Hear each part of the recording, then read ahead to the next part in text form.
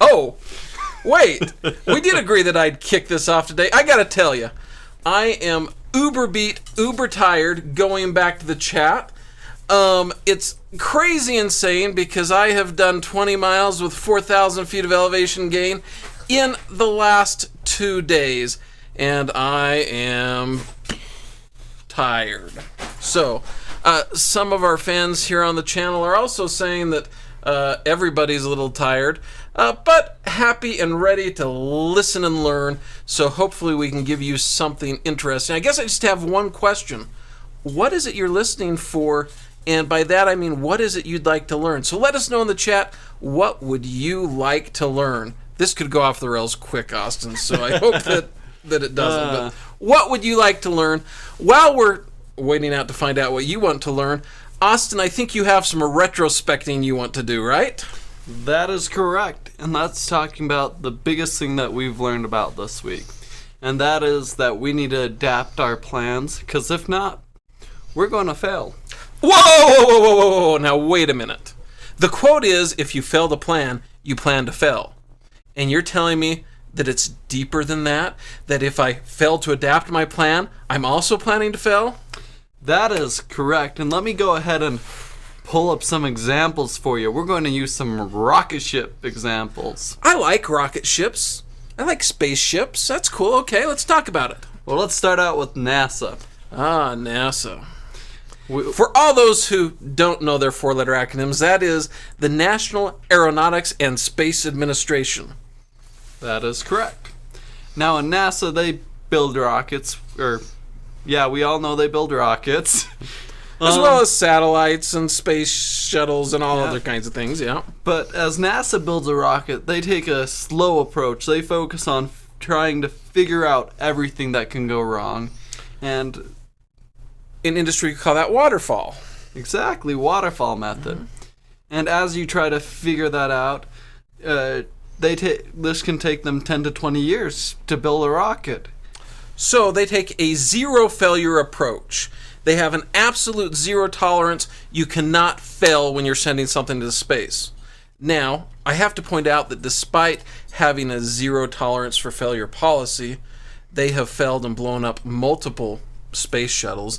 And overall, the space shuttle program is really considered a failure because it was supposed to be launching shuttles over and over again. Mm-hmm. We're talking like multiple times per month for a decade, and literally limited to hundreds of flights total. So overall, the space shuttle program was considered an utter failure, despite the no failure approach. Now let's look at the reverse side. You may all know this company as SpaceX with its founder Elon Musk. And are we really going to talk about Richie Rich? Richie Rich? Yes, we are. Has he acquired Twitter yet? I don't know. Tweet! But anyway, he went the reverse method. He went ahead and said, okay, instead of going down the slow process, I'm going to take an agile method, and I'm going to blow up my rocket ships early, and I'm going to blow up a lot of them, and this is going to allow me to collect real-world data to figure out how to actually launch a rocket ship. Okay, now wait a second. What you're just telling me is that our headline is completely off today, because you said if you fail to adapt your plan is you're planning to fail. But the reality is what you just told me is if you adapt, you're planning to fail early, you're planning to fail often, and therefore what you just told me is no matter what you do, you're going to fail? That is not 100% true. Okay. Let me explain. Yes, he blew up a lot of rocket ships. In fact, his first rocket ship, business was on the verge of collapse. He was one launch away, and then he succeeded because his rocket ship went off. And what happened is he's to the point where he succeeds where it matters. Unlike NASA, where their big old waterfall project was a flop, he hardly has a rocket failure now. In fact, he's on the leading edge of the rocket industry. So he was not planning to fail. He was planning to succeed when it counts and fail when it doesn't count. Okay, so I think maybe we need to rephrase that then. Thomas Edison said he never failed to create a light bulb, rather that he found 10,000 ways not to make a light bulb. And what you're saying is that Elon Musk found lots of ways not to launch a rocket. And really, it's not so much about failing early and failing often, it's about learning early and learning often. Exactly. So that's exactly where our focus needs to be. We need to learn what our customers want. And we need to learn how to build a brand and how to build a business. Speaking of which, I think we have a comment in our chat. Let's quickly read it. Okay, so I have enjoyed all of it. I never realized how much goes in the process of starting a business. Right? And I just have to pause there. I think that's why almost every small business fails. The failure rate for small businesses in the first couple of years is like 70%. And I think it's because we just kind of think, oh, I'm just going to start a business, and we don't put all the effort into getting it right or into agilely learning as we go, and therefore things kind of fall apart pretty soon. And I think it's a whole bunch better to to learn when the stakes are low than to wait until you're 2-3 years in and the stakes are big and then learn. So in fact, I'd actually argue that it's easier to learn when the stakes are smaller because you don't have to deal with the as big of consequences. That's true. I can't think of anything off the top of my head to learn, so I'll have to think about it and get back to you. Oh, and that's cool. That's right. So, speaking of rockets, we can learn about rockets from Jesse. He happens to work on the machining, I should say, of rockets for, I'm sure, various companies at this point, but for the company that used to do the rocket boosters for space shuttles, actually. So yeah, that's interesting. I didn't even connect that. A small world. It is a small world. Okay, so I think then what you're setting us up for is the fact that we need to prepare and experiment and prepare to learn. And that we have, in response to our retrospective last week, collaborated with the team and established some guidelines for how we want to go about doing a go, no-go evaluation for the brand as it starts today. Is that right? That is correct. So let's go ahead and hop into that go, no-go goals. Now, as you can see, we've got a couple of different metrics on the screen, but the most important ones that we're looking at, if we scroll over, we're going to look at the cost. He's changing stuff around. We're going to look at the lead cost and acquisition cost. So our goal coming into this is to have an acquisition cost of $75 because that is enough where we'll still have reasonable profit and still have costs for other business matters. And in order to achieve that, we need a lead cost of $1.49, which means that very few of our leads are actually going to be customers in the long run. But I think my father has something to say, so what's up? Yeah, that would be 1 out of 50 leads is going to actually be a customer. But what I was thinking about is that all of these numbers are assuming that all of these other things like impressions based on spend and click-through rates and all of these things actually come into line and are valid assumptions, which I guess is what we're trying to test, right? That is correct. This is our goal, and this is what we have theoretically. This is our theoretical numbers, and our goal is to test these numbers as we go ahead and purchase hat space, basically. Go ahead. Okay, so basically, if we can hit $1.49 per lead, then we know we've found a niche, a sweet spot, or we are 90% confident we found a niche, a sweet spot where we can generate revenue to fuel a business. That is correct. Okay, so what happens, Austin, if we hit $1.48? If we miss that target by a penny, we throw it all in and we scratch the plan and retire early without a retirement plan? That sounds like we're planning on going to college for 3.9 years and then stopping at the last day for some reason.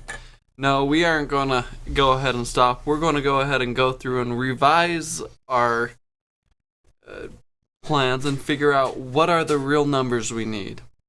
And that way, it will be a little different than our original plan, but at least we can move forward knowing we have the correct numbers and not some random number that we came up with. Okay, well, let's just say, for example, that we hit somewhere around $1.20.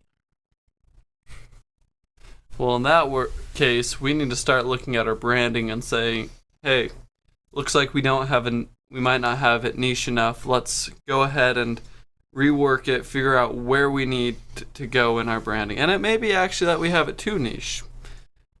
Whatever way that goes, we need to figure that out. Okay, and suppose that we're at I went the wrong direction, actually. It wouldn't have been $1.49. It would have been more like costing us $1.80 per lead. That would have been 80% of that target, so we're paying too much per lead. Let's say we were even higher. Let's say we were at $2 a lead. At that point, we hit the mark way off, and we need to say no-go on the business, basically. We missed the mark. It's a hard reset. Okay, so this is how we make a decision then about whether or not we continue forward. And as we finish thinking about our retrospective, I think what you're saying is that we have to shift some of our emphasis rather than looking at everything linearly, recognizing that some of our effort is actually going to be spent by going down tree first and doing light versions of our visual symbols, doing light versions of a website, even a single web page, doing light versions of our social media presence, and even light versions of an ad that we can run to test all those assumptions. And if those assumptions all work out, then we come back and start drilling in and refining based on the real knowledge, real information that we gather. Yep, it's time to go and get a light version of ourselves. Wouldn't that be nice? Yes, I could use a light version of myself, especially as I prepare for this backpacking trip. If I could take about 50 pounds off, I would be running up the mountain full of joy. Yes. Okay, so I guess this comes on to me now to talk about a couple of the things that we've done. One of them isn't directly in line with going faster and lighter. One of them is. So let me start with the one that isn't going deeper first. And that looks like it'll work. So let's go over here. So we had some big pricing discussions over the last couple of weeks, and this is basically what we came up with, our pricing schedule. I don't remember whether we've shown this already or not, Austin, but the DIY cost, the done with you cost, the agency cost, and if we're going to do it for you, that's going to involve a quotation, but would start out at about $2,500 a month and go up from there. So, but that would all be based on scope. We'd have to define what we were doing for you before we would be able to provide you that. And so we have a pricing model that we think works for users, and I know Austin has a comment, but before he goes there, I just want to acknowledge I've been on the fence about whether we need to add a single user tier to this. That would be somewhere in the $19 or $29 a month space. So that's one thing that's been on my mind as we've been going. Okay, go ahead, Austin. You had a comment. My comment is pretty simple, and that's looking at DFY and agency and the differences between those, because it might seem a little confusing at first, because an agency are we working with the agency or what? But actually, we're licensing other agencies to use our content as a marketing tool, as opposed to DFY, where we are the agency doing marketing for someone else. Yeah, not just our content, but our tooling. Yep. So, okay. Now, it feels to me like we need to take a quick time out before we get serious again and ask another question, have some fun. I've shared with you guys that my plans for the holiday, for the summer vacation, are a 50-mile backpacking trip in the high Uintas. That just got real serious. Yeah. What are your plans for the summer? Are you going to do anything exciting this summer now that you're on break? Josh is off. He finished the 70-48 race. He finished a trip to London. He's in UN right now. Austin, Figuring it out. yeah, he's a boring guy that works for a retail store that never gives him a day off, and so he just has his nose to the grindstone right now. Give it 2 years. They hop up a lot in their days off in 2 years. That makes sense. A lot of companies work that way. So we'd love to hear, are you doing anything exciting this summer? Again, let us know in the comments, and we'll see what's going on exciting in the world. So, as we move on from there, I think the last thing we want to talk about is the story. The story that we want to tell about our brand. Is that what we want to tell, Austin? The story about our brand? Nope, the story about how we can guide a hero. Yes, and that hero is our customer, and this is kind of hard to see, and I don't know if I can zoom it in and make it more legible. Oh, look at that, I can. So we're going to start down here way at the bottom of the story, and the thing that we really want to think about as a business, as any business, is what is the transformation you're offering your customer. Now, customers, they really don't care about the product or service you're giving them. The classic example of this is the person who buys a 1/4-inch drill bit. They don't want a 1/4-inch drill bit, they want a 1/4-inch hole. And so they buy a drill bit in order to get a 1/4-inch hole. If I could give them a better way to get a 1/4-inch hole, say some super cool laser drill that you just point at the wall after dialing how big you want it, and it drills a hole from a microscopic and pin size to, feet in size, they would buy that better tool instead. The customer doesn't want your product or service, they want a transformation. And in particular, when we look at our customer, we suspect that much like we have been at points in our lives, they're considering starting a business for one reason or another, but they're worried about it. They're worried about whether or not they have the capacity, the capability, know everything they need to start and grow a successful business. And we want to help them go from being worried to being confident. Confident family business founders who build a business that leaves a legacy for future generations. And so with that in mind as the transformation, we can go all the way back up here to the top of the story and say, okay, we have a character. And by the way, I just need to give a shout out to the guys over at StoryBrand. Donald Miller, he wrote the book StoryBrand and has a whole business around this.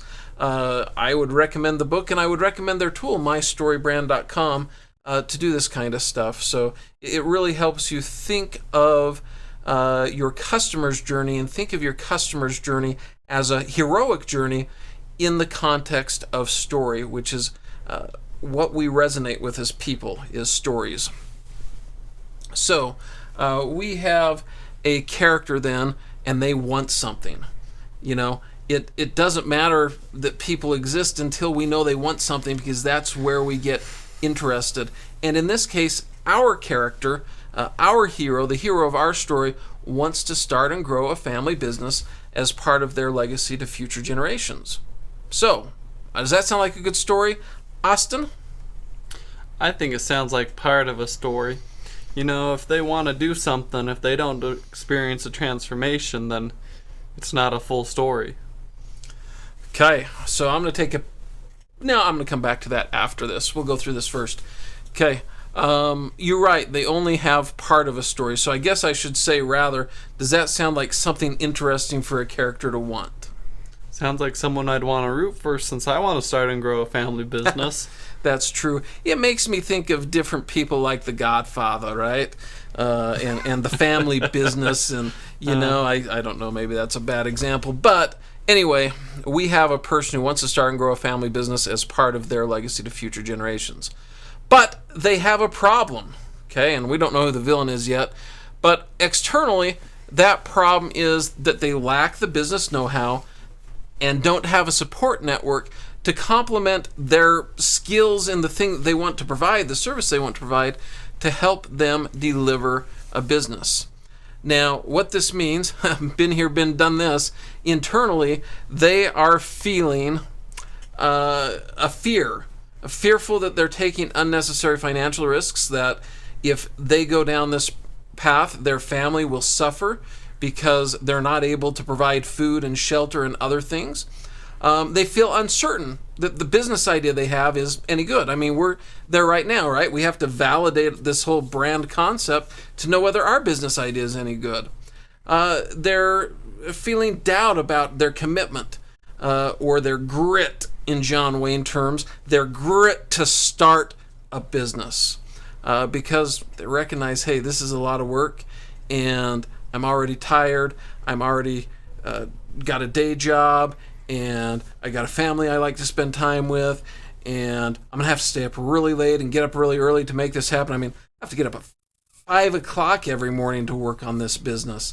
And so it leads to this, what we call FUD, fear, uncertainty, and doubt. And internally, this is what we're feeling in our hearts, right? Is this fear, uncertainty, and doubt. And philosophically, it's our opinion, I assume Austin joins me in this, that nobody, absolutely nobody who's thinking about starting a business should feel like they are alone or have no place to turn to when they're in that process. That there's no place where they can find help and support. I think one of the most important things when starting a business is your network. Who's going to help push you through this? Who's going to help you overcome this problem? When you are doing something difficult, and starting a business is difficult, most businesses fail because of that, you need someone to push you along. And I think that, yes, this is a good philosophical thing for us to turn towards. Awesome. One of the things that we haven't defined yet in this story is the villain. So when we talk about stories, we know that there needs to be theory levels. There needs to be the external problem, the internal problem, and the philosophical problem. And that when we solve all those together, we've achieved nirvana. And that's when things are great. But the customer has this problem. We're trying to label the villain, and I initially thought, okay, theory is the villain, or maybe all the noise, or that there's no one-stop shop to find all the information you need, no network, no path to follow, that you're isolated. So all of these things kind of feel that way. I've thought about trying to draw some analogies to the fire swamp or the pit of despair for all of those who are familiar with The Princess Bride, and I mean, it's a classic, so I guess everybody's familiar with The Princess Bride, which brings me to my next question. What is your favorite movie of all time? I mean, surely it's The Princess Bride, and you better stop rhyming, because he means it. And Austin's not even capable of getting the next line. You better stop rhyming or I'll beat ya. Does anybody want a peanut? Or is that the next line? Yeah, that's close enough, I guess. Anyway, so what is your favorite movie? And also, any villains that you think we should feature here? Who's the villain of this story? Who is the villain that's leaving us feeling like we don't have anywhere to go, anywhere to turn, leaving us feeling fear, uncertainty, and doubt? Okay, so favorite movies here. Okay, trying again. Speaking of John Wayne, McClintock, and also North to Alaska, a couple of classics. And before we hop into this next section, I just want to note 2 weddings. That's a busy day. We can hardly stand one wedding, can't we, Dad? Weddings are tough. So I guess it's a good point to take a commentary pause, not a commercial break, but a commentary pause. So going back to the question, what do you have planned for your summer? Not much. In the process of planning a family reunion and a couple of family weddings. Blue Heart Lake. I saw a picture of that Blue Heart Lake Trisha shared with me, I'm sure from a text message that she got from you. Blue Heart Lake and Blue Heart Springs. I think this is near Idaho Falls in southern Idaho. And just see if we can find a cool picture here. Yeah, so this is the place that we are talking about. And look at that water. I mean, that's kind of pretty amazing looking water. Almost looks like it's been through a process and in a pole. Yeah, right? So anyway, it's pretty fancy. Boats allowed, but must kill their engines, huh? So anyway, that would be a fun trip to take. I have to acknowledge, we could take up the kayaks. Mm-hmm. Hey, if you make it up to Blue Heart Lake, make sure you bring some kayaks and boating stuff with you, because that would be a lot of fun. So. Yeah. Okay, so Kenzie says Cruella, and I think we can be our own villain. We're our own villain? Huh.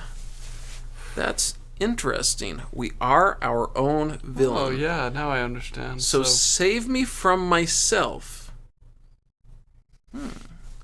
So this is kind of like the devil standing on your shoulder type thing, right? The devil and the angel.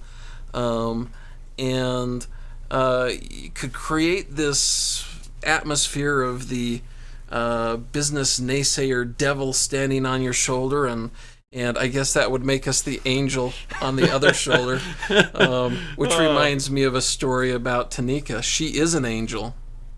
But from where? Yeah, but from where? So that would make our guide, who we're going to introduce next, the angel of our story. That's an interesting idea. Gonna have to see if we can play with that a little bit. We'll take for some fun ads. Yeah, so Cruella, when we say Cruella, I just have to ask, Cruella from which movie? We've had a couple of them. We've got the old classic cartoon one. We got the new one, live action. So which Cruella do we think we should have in the story? And I mean, I think Cruella could be dressed perfectly as our devil, right? Instead of having the classic devil with horns and a pitchfork on the shoulder, we could have Cruella standing on the shoulder and trying to dissuade us from our ultimate business goals. Maybe we've even got a volunteer Cruella coming in this comment. So, okay. So which Cruella are we talking about? Okay, now let's get on to the angel of our story. That is our guide. And of course, our business, as you know, we've talked before, the Family Business Guild is the guide that's going to help us out. And we have to know what kind of empathy does that guide have. Because we don't want to work with somebody who doesn't have empathy for us, right? And so as we think about that, we're certainly a family who knows how hard it is to start and grow a family business without a proper support network. We have gone through that process 5 or 6 times in our life. We've had businesses that have been extremely successful. We've had businesses that have been flops. And so we know how hard it is to start and grow a family business without a proper support network. And we also know that all too often it feels like, hey, if I just partner with somebody, then that'll be the secret to success, because that will give us a proper support network. But I got news for you. That brings its own troubles with it too. So I like the idea, me personally, of being able just to have a proper support network, somebody who can hold me accountable, who can push me, pull me, and who I can help out as well. And so, been there, done that, know the pain. And also, as the angel of the story, we have to be able to demonstrate we've got some authority. So Trish and I are both duct tape monitoring certification. We've got some mentoring testimonials. My favorite of all time comes from a young woman named Michaela, who is way down in South America that we did some project work with. And when we had to dissuade and disband that project, Michaela said that the work we had done together had given her the confidence to move forward doing any project she had to do in the future. So I love hearing stories like that, and that's really one of the key reasons we want to grow and build a business, is to empower people to know that they can do anything that they might want to do in the future. And so we've got that. I'm just a parasite. I'm leeching off of his authority. Yes. Yes, you are leeching my authority. The last thing there is that we have decades of experience with businesses, both small and large. Businesses that, when I first joined were not even making $1 million a year and merged into multi-billion yen organizations, all the way up, right? As well as our own small environments. And then I think the last thing we have to do to demonstrate authority is to have that portfolio that says, hey, we've done this once or twice. And related to that, I should have included this and forgot, and it may not save at this point, but this is kind of the purpose we're doing this, is our radically transparent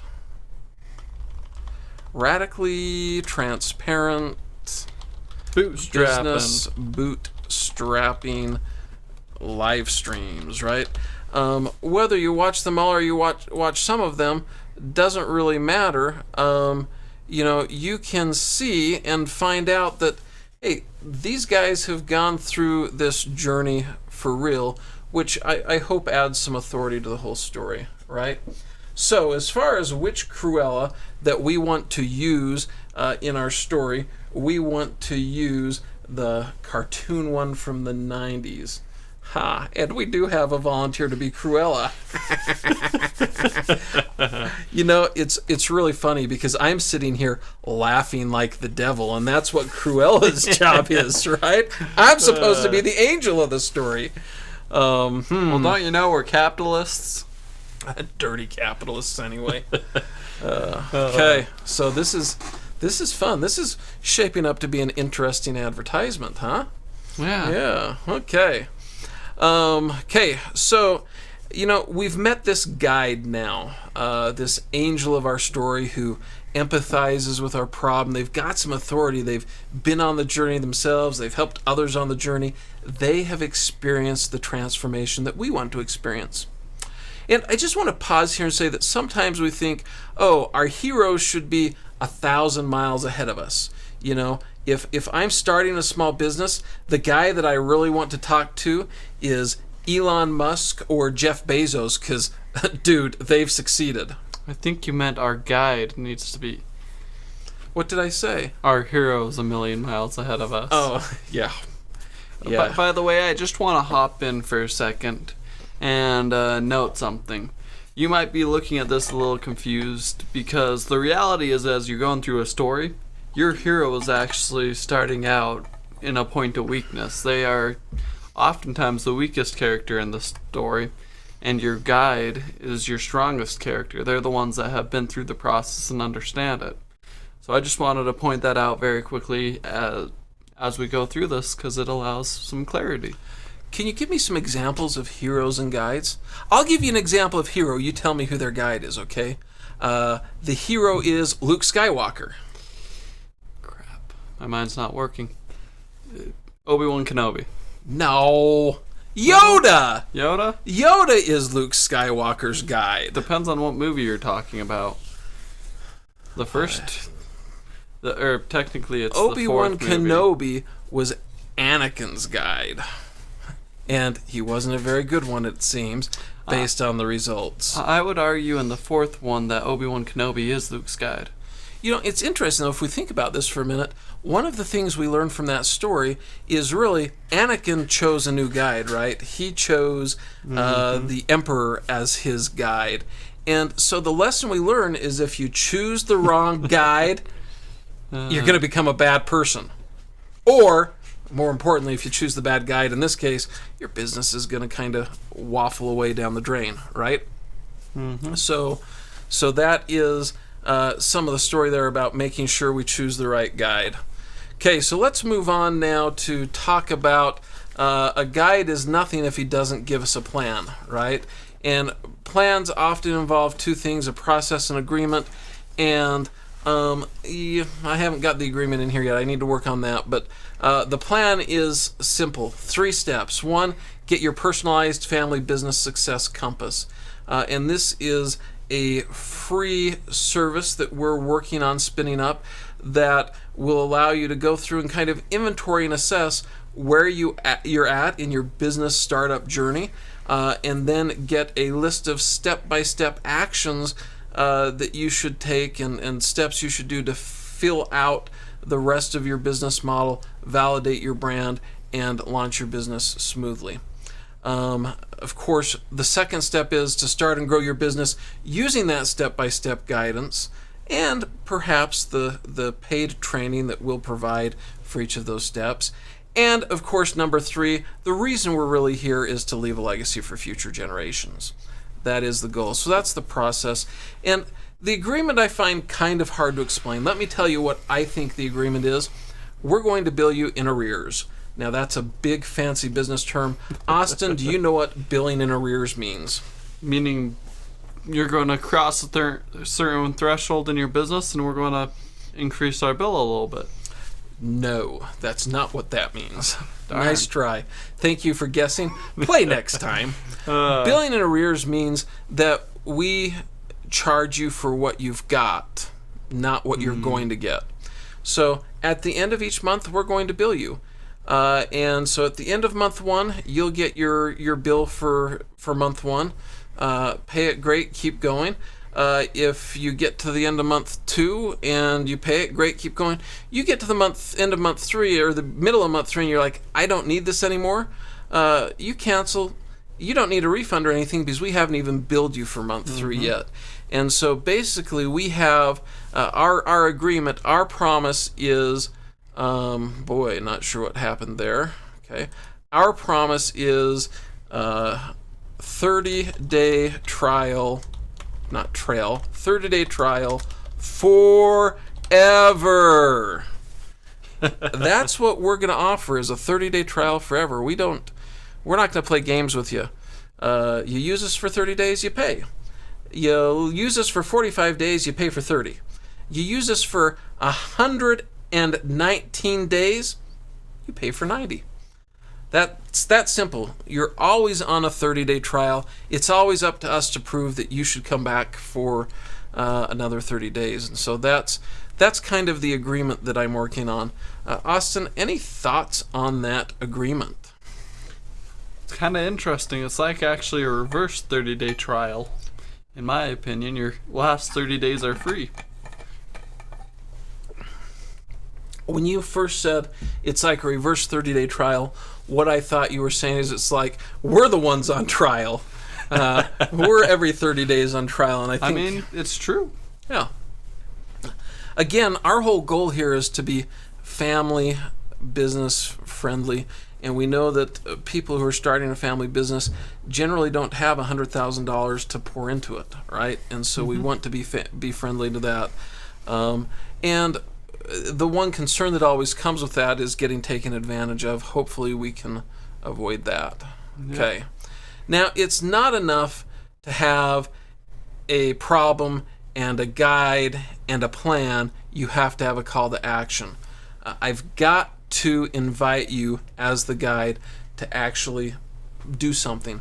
Going back to the story about Luke and Yoda, I think of the time when they come back and Yoda's like, to the Dagobah system you must go. and to be trained, right? And what does Luke want to do? He just wants to go to the battle, and he has to make a decision. And that is a call to action. Come learn how to be better, do more. Austin, you've got a comment. I can see it in the fact that your finger was hovering over the button. I just want to ask our comment section very quickly to throw a vote. Who is the guide to Luke Skywalker, Obi-Wan or Yoda? Put your vote down in the comment section, because we are at odds. Boy, this is really biting at you, huh? A little burr under your saddle. Okay. Okay. We all know, and the audience will confirm, that Yoda is Luke Skywalker's guide. Okay, so we have actually two calls to action. We have the direct call to action, which is the, hey, join now. And that is basically the proposal to get married, right? Come be part of us. Be married to us. Give us your money. Now, anybody who's been married probably knows that you don't get married without going on a date or two, unless it's an arranged marriage. And we would be happy to accept arranged marriages in terms of our business. Is that correct, Austin? I am slightly lost on your analogy, but sure. Oh, okay. Okay, anyway, the whole idea is that direct call to action is a proposal. We're saying, hey, come engage with us, become part of our family, and that's the connection to marriage. And the transitional is want to go on a date. Let's go out. Let's get to know each other. And so, you go on a date and you say, hey, want to get married? No, I'm not going to marry you. Okay, great. Let's go on another date. And you just keep going on dates until you get to the point where somebody can actually agree to go on a marriage. And that's when that direct call to action comes in.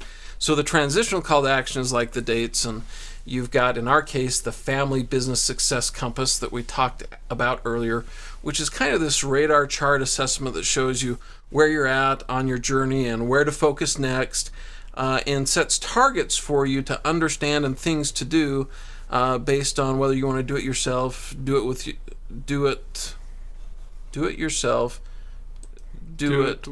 you, or have it done for you. Boy, that just sounded wrong. Okay, got it.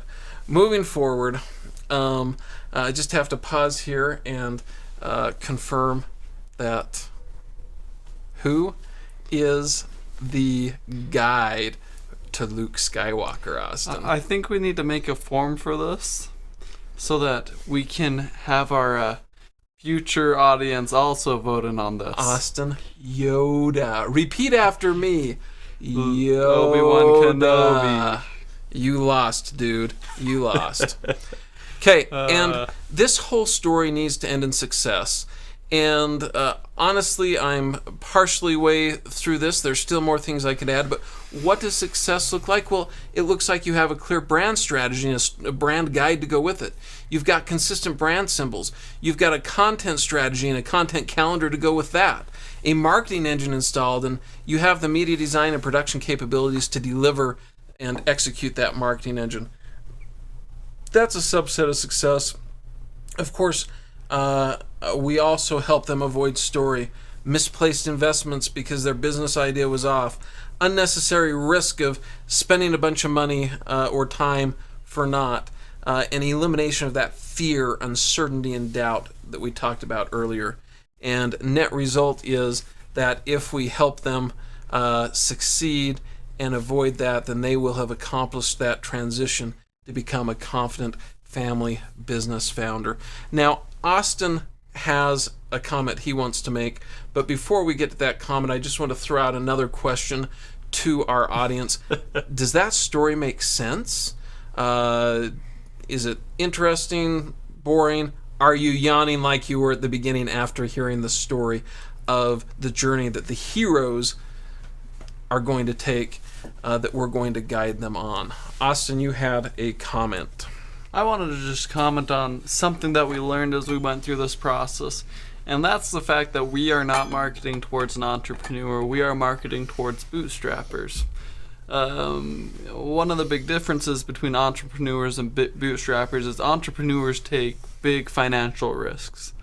And as being part of a bigger family, you've got a family, or because we're focusing on family-focused businesses, you've got a bigger responsibility, and taking that big financial risk means that your whole family is out an arm and a leg as opposed to just you. Yeah, there is a lot more risk to the family, and so we want to minimize that risk and maximize reward, right? Okay, well, I think that pretty much brings us to the end.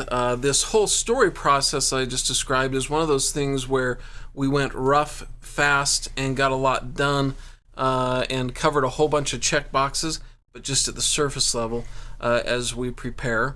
We'll talk a little bit in planning tomorrow about some of the things we need to do to keep going through this process. That planning session will be tomorrow morning, 5:45 a.m. You may not be yawning right now. You will be yawning at 5:45 a.m. It may not be our fault, but you will be yawning. Hey, speaking of yawning, I've got an experiment for you to do. I've seen this happen all the time. Next time you have to give a talk at church, sit up on the stand, waiting your turn to talk, and yawn. Okay? And then watch the entire congregation yawn. And it's funny because you'd think that when you yawn, everybody else yawns at the same time, but it's like this wave. The front row yawns, and then the next row yawns, and then the next row. Looking at our comments, we made even our audience yawn. Yes. Anyway, it looks like we have Kenzie laughing out loud. Yeah, because she's the one that's yawning. Don't yawn, y'all made me yawn. That was the goal! Okay, hey, it's been fun to be here with you today, interacting and presenting our journey. Next time, hopefully we can talk about your journey instead. Well, maybe that's a while in coming before we're ready to do that. But we really hope sincerely that before too long we'll be talking about the journeys that our audience is on rather than just about our journey, because if we don't get there, then we have failed indeed. Yep. So, tomorrow morning, 5:45 a.m. Mountain Time, we will pick up the planning process. Be there or be square. Austin, anything you want to say before I shut this down? I don't like being square. Then be there. Adios.